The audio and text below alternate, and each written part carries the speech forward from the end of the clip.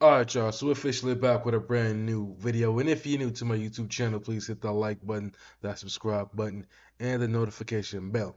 So I got a pretty interesting video I got to talk about right now because I was doing some research trying to see if we had any news to talk about when it comes to James Gunn's Superman. And this one here I thought was really, really interesting. So as you can see, I'm on inverse.com. Never heard of it. And I wanted to read this article, and as you can see at the top of the heading here, it says James Gunn just exposed Marvel's most embarrassing problem. No more crunch time. So again, make sure you hit that like and subscribe button. I appreciate everybody who's been supporting my channel lately. It really means a lot. So with that being said, let's go ahead and jump straight into it.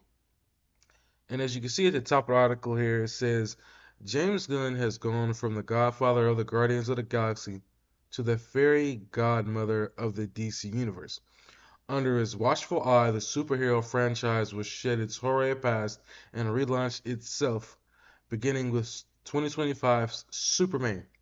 Along with this new era comes a new approach, one that breaks down unreasonable expectations for comic book movies.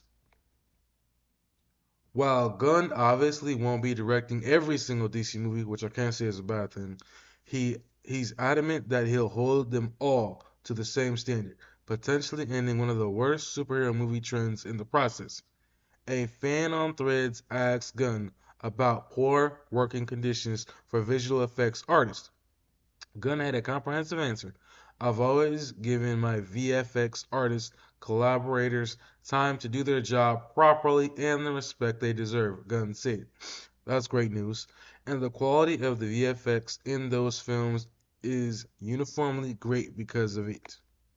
And of course, you can see the Superman photo here with him chilling in the suit with the fight going on in the background. I don't know if we'll get this in the movie. I highly doubt it. Gunn accordingly is trying to avoid putting artists through crunch time on Superman. This is why we wrapped on Superman a year before release, and why they've been hard at work on many shots for months before that, he continued. This is why we start heartily editing during the shoot. It's why I prepare so vigorously and why we only shoot finished screenplays. And this is a positive for me, man, because obviously I was either watching the video or it was something I read on Marvel and how I think sometimes they may be 90% of the way done and they'll still go back and redo a lot of the movie, or how they'll do a bunch of reshoots as they get closer to being finished with the movie. And that really bothers me because it's like y'all spending all this money on reshoots instead of having everything planned out and ready to go. Let's continue. Earlier this month, Gunn revealed the reshoots on Superman are unlikely. Thank God. That saved time is passed on to the post-production process, which won't have to rush any VFX work. This lengthy lead time will hopefully become the standard for new DC movies. Supergirl, which I'm not directing, is being handled the same way. Gunn said, I can't praise the VFX artists that help us create magic enough. And of course, you got the Guardians of the Galaxy there. And continuing on, it says, while Gunn isn't calling out other studios, his approach does contrast DC's upcoming movie with Marvel's strategy. While Superman is spending a year on post-production, Fantastic Four First Steps, which hits theaters just 2 weeks after Superman, I ain't gonna lie, that's gonna be a crazy time to go to the theater, is taking a year for its entire production.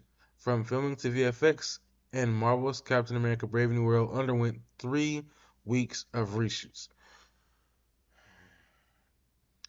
Earlier this year, adding in whole new characters and creating a lot of new work for post-production artists.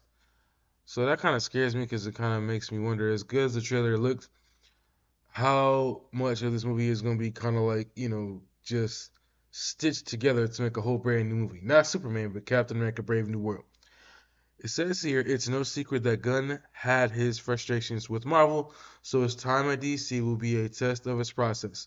If Superman and Supergirl really do have the exceptional VFX that Gunn is teasing, and if VFX artists aren't overworked to achieve them, then other big budget movies could or at least should adopt the same process. Superman is supposed to inspire us, so let's hope he can inspire some industry changes too. And for that, I agree 100%, man. I really hope that James Gunn took his time with this movie, especially with the trouble that Warner Brothers is in. I know they're cash strapped, so I'm pretty sure that James Gunn probably went into this movie with the budget that he has and wanted to take as much time making this movie that he possibly could because he knows that he's cash strapped, being that he's working with Warner Brothers, and Warner Brothers is cash strapped, being that they're in billions of dollars of losses and they're trying to cut every loss they possibly can. So I'm pretty sure David Zaslav is putting as much um, time into this new universe as he possibly can to make sure that it is as good as he can possibly make it, or at least let James Gunn make it. Because, like I said, they're billions of dollars in debt, and they don't want to, you know, put themselves more in debt by having to work on stuff that should already be done because James Gunn has the time to work on it, seeing as they got a year in advance. You know what I mean? So, I hope this movie is good. This right here does give me some positive outlook on Superman, Man of Steel.